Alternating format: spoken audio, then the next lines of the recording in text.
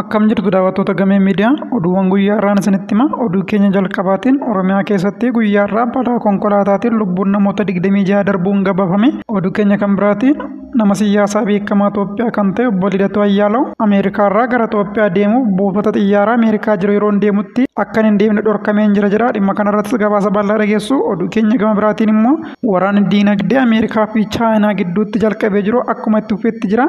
Ameerikaan meeshaalee Chaayinaa irraa gara biyya ishee galan irratti qaraxa yeroo dabaltu, Chaayinaanis meeshaalee Ameerikaa irraa gara biyya ishee galan irratti qaraxa dabalteetti. Egaa daawwattoota Gamee Miidiyaa oduu keenya ammaa keessatti odeeffannoowwan kanaa fi kanneen biroo kan dhageessan ta'a. Amma gara bal'ina oduuttan darba. Warri chaanaalii keenyaaf haaraa taatan sabiskiraayib gochuu hin dagatina. Oromiyaatti guyyaa irraa balaa konkolaataatiin lubbuun namoota 26 darbuun gabaafame. Godina Wallagga Bahaa aanaa Gudayyaa Biilaa ganda ifaa biyyaatti balaa konkolaataa mudateen lubbuun namoota 26 battalumatti darbuun ibsameetu jira. Konkolaataan lakkoofsi gabateessaa 3 A1 tokko ET ta'e guyyaa irraa Shaambuurraa gara Finfinnee uummata fe'ee osoo deemaa jiru garagaluun balaa gaheen namoonni 26 yoo du'an namoota 42 irra immoo miidhaan gahu poolisiin ibseetu jira. Lubbuun namoota 26 battalumatti yoo darbu lakkoofsi namoota lubbuun darbanii dabaluu akka danda'us eeraniitu jiru. Hagammaatti ka'umsi balaa kanaas kan hin beekamne yeroo ta'u ka'umsi balichaa qoratamaa akka jirus ibsaniitu jiru. Egaa daawwattoota keenya maatii fi firootaan namoota du'aniitiif jajjabina guddaa hawwina. Amma gara oduu biraattan darba. Oduu biraatiin obbo Lidatuu Ayyaalaw gara Itoophiyaa deemuuf akka lakkoofsa Itoophiyaatti gurraandhala 3 bara 2017 tikkeetta xiyyaaraa erga kutatee booda buufata xiyyaaraa Atlaantaatti argamutti xiyyaara seenuu akka dhorkame beeksisee jira. Wallaansa fayyaatiin waggoota 2 ol Ameerikaa kan ture obbo Lidatuun ji'a tokko dura biyyatti akka deebi'uuf tikkeetti illee akka murate ibseetu ture. Mootummaan Itoophiyaa namoota biyya alaa taa'uudhaan walitti bu'insa uumuudhaan mootummoota naannoo fi federaalaa humnaan kuffisuuf socho'aniiru jechuun akka dabarfamanii kennamaniif gaaffii dhiyeessa keessaa tokko kan turan obbo Lidatuu Ayyaaleewudha turani. Humni waloo tikaa fi nageenya ibsaa akka lakkoofsa Itoophiyaatti Eebila 22 bara 2015 baaseen obbo Lidatuu dabalatee sirna heera mootummaa humnaan diiguu fi garee shororkeessitootaa keessatti dhoksaan socho'aa turan namoota jedhaman tarkaanfii qabeenya isaanii to'achuu akka fudhatu beeksisee ture. Waggoota 20 oliif hooggansa paartii siyaasaarraa namoota siyaasaa eeraman keessaa tokko kan ta'e obbo Lidatuun gara Ameerikaa deemuun achi kan tureef hordoffii wal'aansa fayyaatiif akka ta'e ibseetu jira. Utuu inni hordoffii wal'aansa fayyaarra jiru mootummaatiin akka barbaadaman kan ibsames wayituma inni wal'aansa fayyaarra biyya alaa jirudha.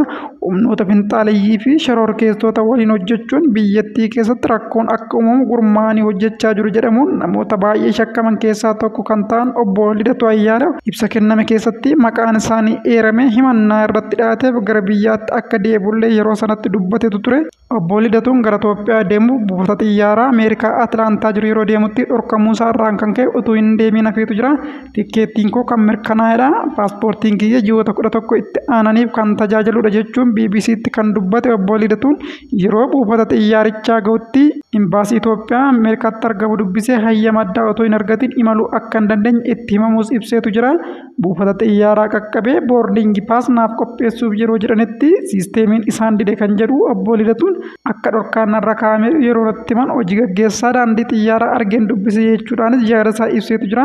Deebiin hojii gaggeessichi isaaf kennes dhorkaan waan sirra kaa'ameeru waayyuu si gargaaruu hin dandeenyu kan jedhu yoo ta'u imbaasii Itoophiyaa Ameerikaatti argamutti beeksiftee karaa isaanii dhorkaan osoo sirraa hin ka'in deemuu hin dandeessu jechuudhaanis akka isa akeekkachiisan obbo Lidatuu yaada BBCdhaaf kenne keessatti dubbateetu jira. Yeroon tajaajila paaspoortii isaa akka hin dhumnee fi tikkeettiin ittiin imaluuf barbaachisu yeroon murate akka qabateeruu fi lammii Itoophiyaa waan ta'eef ammoo viizaan akka isaan barbaachisne kan dubbatu obbo Lidatuun akka biyyatti hin galleef dhorkaan irra kaa'ame sababni isaa maal akka ta'e baruullee akka hin dandeenye dubbate. Oduu keenya kan biraatiin guyyoota dura aartistii fi moodeliin Itoophiyaa xiyyaara guddaa daandii qilleensa Itoophiyaa faayame irratti guyyaa dhaloota ishee kabajuun Inistaagiraamii irratti maxxansitee jirti. Maqaa Piippoonii Taaddasee jedhamuun kan beekamtu suuraaleenii fi viidiyoon maxxansite miidiyaalee hawaasaa gubbaa guyyootaaf naanna'uu booda daandiin xiyyaara Itoophiyaa ibsa baaseen suurrii fi viidiyoon mooraa buufata xiyyaaraa Boolee keessatti waraabame beekamtii isaatiin ala ta'us ibse. Daandiin qilleensa Itoophiyaa aartistii suura kaate waliin waliigaltee bifa kamuu akka hin qabnee fi kaffaltiin fudhate akka hin jirre ibse. Xiyyaarichis kan suphaaf dhaabate ta'uusaa beekseetu jira. Dabalataanis daandiin qilleensa Itoophiyaa namoota sagantaa kana qopheessan irratti qorannoo gaggeessee tarkaanfii akka fudhatu beekseetu jira. Oduu keenya xumuraatiin waraan daldala dinagdee addunyaa gurguddoo lamaan gidduu taasifamaa jiru hammaataa yeroo dhufetti Chaayinaan qaraxa galtee yookiin meeshaalee Ameerikaa irraa gara biyya ishee galan tokko tokko irra keessee wiixata kaleessaa irraa eegaluunis hojiirra oolchitee jirti. Kunis kan ta'e tarkaanfii pirezidaantiin Ameerikaa Doonaald Tiraamp oomishaalee biyyoota hedduurra qaraxa kaa'uudhaaf doorsisuu erga eegalanii boodadha. Beejiing karoora kana kan beeksifte gurraandhala 4 daqiiqaawwan muraasa qaraxa haaraan parsantii 10 Ameerikaan oomishaalee Chaayinaa hundarratti keessee hojiirra ooluu eegalee boodadha. Dilbata darbee Tiraamp sibiilotaa fi alumineemii gara US'tti galan hundarratti qaraxa parsantii 25 akka dabale beeksisetu jira. Qaraxa Chaayinaan dhiyeenya meeshaalee Ameerikaa irraa gara biyyattii seenan irra keessaa qaranni daangaa parsantii 15 dhagaa cilee fi oomishaalee gaazii uumamaa dhangala'aa biyya alaatii galfamu irratti kaa'ame kan hammaatudha. Akkasumas Chaayinaan boba'aa Ameerikaa maashinoota qonnaa fi konkolaattota mootoraa guddoo qaban irratti qaraxa parsantii 10 dabalteetu jirti. Torban darbee aangawoonni Chaayinaa qorannoo farra dhuunfachuu yookiin moonopolii dhaabbata teekinooloojii guddaa Google irratti kan jalqaban yoo ta'u, kana malees Chaayinaan sibiilota baay'ee qaalii ta'an 25 irratti to'annoo alergii kan goote yoo ta'u, isaan keessaa tokko kan oomishaalee elektirikii fi meeshaalee waraanaa hedduu tolchuudhaaf murteessoo ta'anidha. Tiraamp dhuma torban darbee sibiilotaa fi alumineemii Ameerikaan galchitu irratti qaraxa parsantii 25 kaa'uudhaaf karoorfachuu kan beeksan yoo ta'u, kunis meeshaalee Kanaadaa fi Meeksikoo irraa dhufan hundarratti qaraxa parsantii 25 kaa'uudhaaf doorsisaa turan dhaabuudhaaf waliigaltee irra erga ga'anii guyyoota muraasa boodadha ture. Tiraamp kanaan duras yeroo jalqaba pirezidaantii ta'anitti tarkaanfiiwwan wal fakkaataan kan jalqabe yoo ta'u, sibiilota irratti parsantii 25, alumineemii irratti ammoo parsantii 10 kaa'ee ture. Haa ta'u malee boodarra garuu Kanaadaa, Meeksikoo fi Biraazil dabalatee michoota daldalaa hedduudhaaf kootaa qaraxarraa bilisa ta'e kenneetu ture. Tiraamp irra deddeebiidhaan qaraxni gamtaa Awurooppaa konkolaattota Ameerikaa irraa galfamu irratti kaffalamu kan Ameerikaan kaffalchiistu caalaa baay'ee olaanaa ta'uu komataniitu jiru. Torban darbe keessa immoo Tiraamp qaraxa meeshaalee gamtaa Awurooppaa irratti kaa'amu yeroo dhiyootti hojiirra oolfamuu akka danda'u BBC'tti himaniiru. Haa ta'u malee UK waliin waliigaltee taasifamuu akka danda'us yaada dhiyeessaniiru. Egaa daawwattoota Gammee Miidiyaa oduun guyyaarraaf isiniif qabadee dhufee kana fakkaata.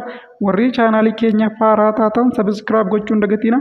Chaanaalii kanarratti oduu dhugaa ta'e kan biyya keessaaf kan biyya alaa guyyaa guyyaadhaan argattu waan waliin turtaniif galatooma nagaan tura.